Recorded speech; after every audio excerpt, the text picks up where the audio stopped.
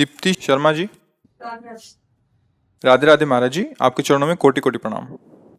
महाराज जी, जब भी हमारे कोई काम नहीं बन पाते तो हमें लगता है कि हम पे भगवत कृपा नहीं हो रही है। महाराज जी कृपा करके मार्ग प्रदर्शित करें महाराज जी। भगवत कृपा से काम थोड़ी बनाए जाते हैं, भगवत कृपा से काम मिटाए जाते हैं, कामना रहित हुआ जाता है। यही तो धोखेबाजी चल रही है। अभी एक किसी ने प्रश्न किया था कि हमारे साथ कोई धोखा कर रहा है, तो हमने उनसे ये प्रार्थना की कि तुम्हारे साथ धोखा बाहर से नहीं हो रहा, अंदर से हो रहा है। तुम्हारी बुद्धि तुम्हें धोखा दे रही, तुम्हारा मन तुम्हें धोखा दे रहा, तुम्हारा तन तुम्हें धोखा दे रहा, तुम्हारी इंद्रियां तुम्हें, इन धोखेबाजों को देख पा रहे हो? कामनाओं की कभी पूर्ति हुई है क्या? और कामनाएं शुभ अशुभ कर्मों के अनुसार। अगर आपने कामना की मुझे इतना अर्थ मिले, आपका पुण्य नहीं तो नहीं मिलेगा आपको। आपने सोचा कि ये नष्ट हो जाए, आपका इतना प्रताप तेज नहीं, नहीं नष्ट होगा। ये कर्म भूमि है। एक बल है, भगवान का आश्रय लेकर अच्छे आचरण करते हुए नाम जप करो। अब वो बचाएंगे आपको दुखों से, और वो योगक्षेमम वहाम्यहम्, वो आपके योगक्षेम का, आपके कर्म में इतनी ताकत नहीं रह गई है। शुभ अशुभ कर्म करते करते करते करते अंतःकरण इतना मलिन हो गया है, बस अध्यात्म को समझे बिना ये सब प्रश्न उत्तर बेकार की बातें, समय नष्ट करना। आचरणों को अपने देखो। तुम्हें भगवान ने अवसर दिया, मनुष्य शरीर देकर भगवान ने तुम्हें आदेश किया, तस्मात् शास्त्रम प्रमाणम ते कार्याकार्यो व्यवस्थितो। क्या कार्य है और क्या कार्य है, क्या विधि है क्या निषेध है, क्या करना चाहिए क्या नहीं करना चाहिए, क्या धर्म है क्या अधर्म है। ये मनुष्य शरीर से हो सकता है, पशुओं में नहीं लागू होता। आप धर्म पूर्वक चलिए, पूर्वकृत प्रारब्ध को भगवान का बल लेकर सहिए, और जैसी स्थिति में भगवान रख रहे हैं वैसी स्थिति में भजन कीजिए। आगे का बहुत बढ़िया हिसाब हो जाएगा। पिछली फसल बहुत बुरी है, भोगना पड़ेगा, चाहे महात्मा हो चाहे गृहस्थ हो, भोगना पड़ेगा। अवश्य में भोक्तव्यम। अखंड बाल ब्रह्मचारी, सत्यवादी, धर्मनिष्ठ भीष्म पितामह 6 महीना बाणों की सैया पे। हम तुम क्या है? ये कर्म बख्शता नहीं किसी को, इसलिए तो चिल्ला चिल्ला कहते होश में रहो, होश में रहो। कामनाओं की पूर्ति, क्या तुम्हारी कामना होगी?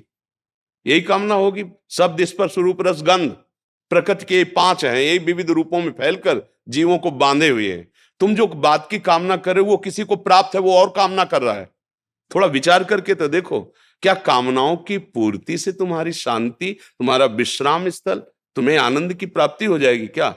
हम सोचते हैं कि 1 लाख मिल जाए तो हमारा काम बन जाएगा, और किसी के पास 100 लाख है लेकिन उसका काम नहीं बना, वो और कामना कर रहा है। किसी के पास 100 करोड़ है, वो उसमें तृप्त नहीं है, वो और ये क्या चल रहा है माया का लीला। यही बात समझना है।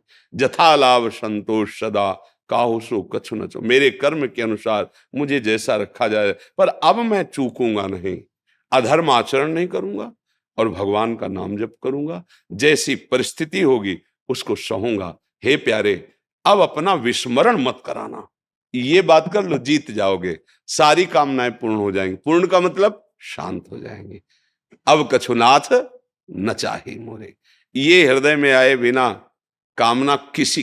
अब आप देखो कितनी बड़ी बात, देवराज इंद्र पद बहुत बड़ा पद है, त्रिभुवन पति, देवताओं का स्वामी है। एक अप्सरा उतरे तो ऋषि मुनि को भी आकर्षित कर दे, ऐसा इतिहास साक्षी है। और वो देवराज इंद्र गौतम ऋषि के आश्रम में जाता है, भेष बदलता है और गलत आचरण करता है। मतलब समझो, वहां की एक अप्सरा जो उनके अधीन है, वो यहां आती तो ऋषि मुनियों के मन में भी विक्षेप पैदा कर देती है।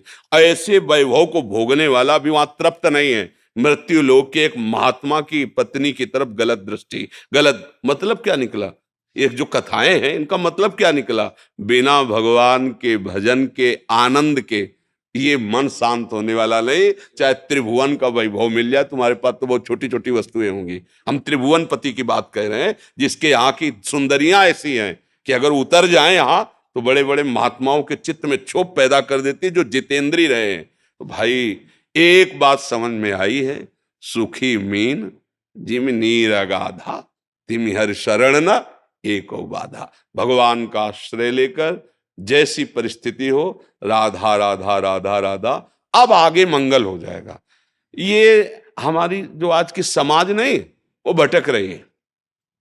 बिल्कुल ब्रह्म ने ना लिख लेना, तुम्हारा पुण्य का संयोग जुड़ जाए तो तुम्हारा काम बन जाएगा। तो तुम्हें लगेगा कि बाबा जी ने काम बना दिया, वो जादूगर ने काम बना, कोई नहीं, तुम्हारा पुण्य। और जिस दिन तुम्हारा पाप कर्म वर्तमान का और पीछे जुड़ेगा ना, किसी की ताकत नहीं कि रोक ले। दशरथ जी बाण शब्द वेदी मारा श्रवण कुमार के, तो जैसे पुत्र वियोग में वो मरे, ऐसे महाराज हा राम कह के राम जी को याद करते हुए अपने प्राण त्याग दिए, और उन्हीं राम जी की गोद में जटायु प्राण त्याग रहा है। भगवान का सानिध्य उस समय प्रगट में दशरथ जी के पास नहीं हुआ, लेकिन जटायु को भगवान गोद में रख। बात समझो क्या कर्म बना, सिया जी के लिए उसने अपने प्राणों की बाजी लगा दी, तो भगवान की गोद में शरीर। चूक हो गई, श्रवण कुमार के बाण लग गया, तो महाराज को तड़प तड़प के वैसे वियोग में तुम भजन कितना करोगे।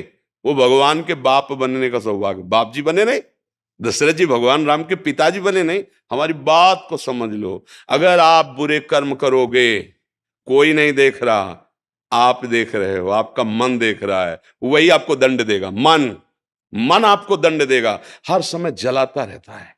जैसे गलती हो गई ना, हर समय जलता रहता है, फिर वही गलती करवाता है, फिर जलता रहता है। फिर जब बार बार ऐसा होता है, तब वो सलाह देने लगता है, इससे अच्छा मर जाओ। देखो कहां पहुंचा दिया, महान पाप आत्महत्या करने के लिए प्रेरित कर दिया। हमारी बात को समझ जाओ, इस दुष्ट धोखेबाज मन पर नजर रखो, और नजर रखने की ताकत सत्संग और भजन से मिलती है। साधन को हरि भजन है कै सत्संग साय, तब आप मन पे नजर, और मन पे नजर रख ली, उसको संभाल लिया, तो त्रिभुवन पर विजय प्राप्त कर ली। त्रिभुवन पर जिसने मन को चेला बना लिया वही सच्चा गुरु। जो वीर अपने मन को परास्त कर दिया वही महाबली। नहीं तो कुछ नहीं, प्रवचन करो वो वहीं गिराएगा। तुम चाहे जितने ऊंचे पद पे बैठो, वहीं गिराएगा जहां उसको गिराना है। मन की तरफ तो देखा ले जा रहा है, दूसरों की तरफ देखा जा रहा है, यही माया है। अपने मन को देखो कहां चल रहा है। कामनाओं से पूर्ति नहीं होती, शांति नहीं होती, कामनाओं के त्याग से शांति होती है। गोस्वामी जी सरल भाषा में लिख रहे हैं, बिन संतोष ना काम न साही, अछत काम सुख सपने हूं नाही। खुली बात कह ले, जब तक कामनाएं स्वप्न में सुखी नहीं हो सकते, संतोष धारण करो। कामना संतोष कैसे, जैसे भगवान की इच्छा, और नाम जप करो, उसी से मंगल हो जाएगा जी।